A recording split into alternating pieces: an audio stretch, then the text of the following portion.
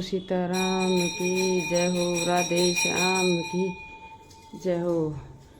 आज से कथक मतम हो गया है शुरू। अब करेंगे पूजा पाठ, होगी हमारी। अब गाएंगे भजन और होगी पूजा, सुनेंगे कथा कथक की और दिखाते हैं आगे आपको। हेलो भाई, कथक की नबिया पूजा करने आ गई, बड़ी जल्दी उठ गई तू तो। और देख हम डोडा तो नहाया करते ओड का धर्म लाग गया है खड़ा तो नबिया का लाग गया। मैं भी कथक शुरू करूंगा, मैं भी इसमें छोड़ दिया ना, कथक टूट जाएगा। सही है। राधे राधे। केला की हो रही है पूजा, यही पथवारी है हमारी की पूजा कर रहे हैं। ये रही पथवारी, पथवारी माता की जय। और शारदा कर रही है सेवा, झाड़ू लगा रही है। आज पूजा पाठ तो करनी को ना, झाड़ू की सेवा कर ली। हाँ सही बात है, जोत ना लगानी ना, सावड़ होगी, गज्जे के पोती होगी भाई। क्या करें, बड़ा दुख हो रहा है। कोई नहीं भाई, भगवान की देन है।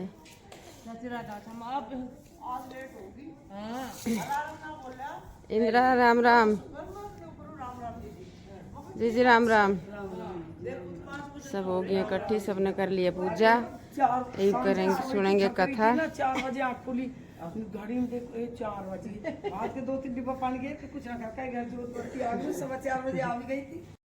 हो गया जागो न कृष्ण मुरारी, जागो न गंगे धरती माता, खोलो के वाड़ी रामा, जागो न धरती माता, खोलो के वाड़ी रामा।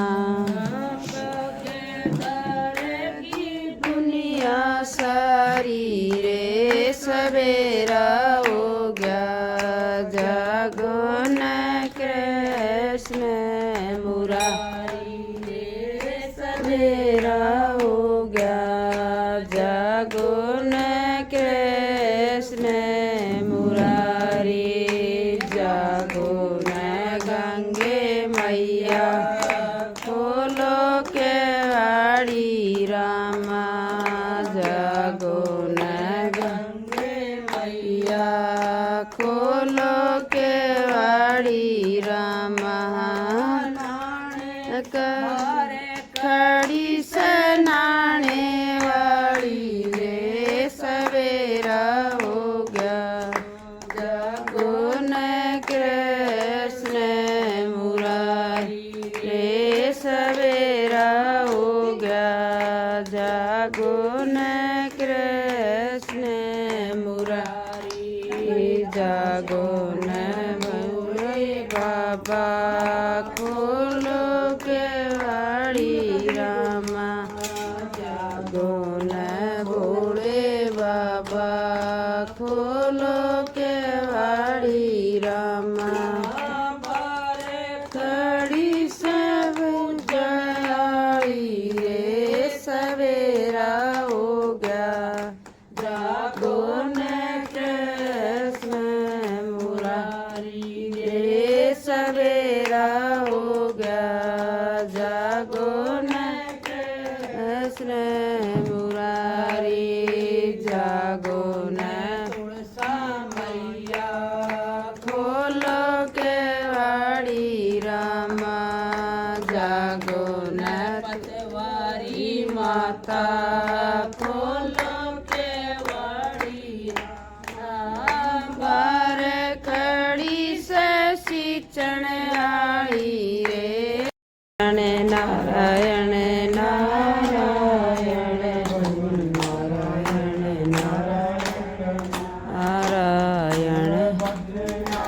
नारायण नारायण नारायण नारायण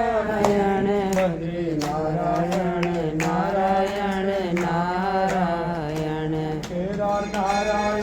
नारायण नारायण किधर नारायण नारायण नारायण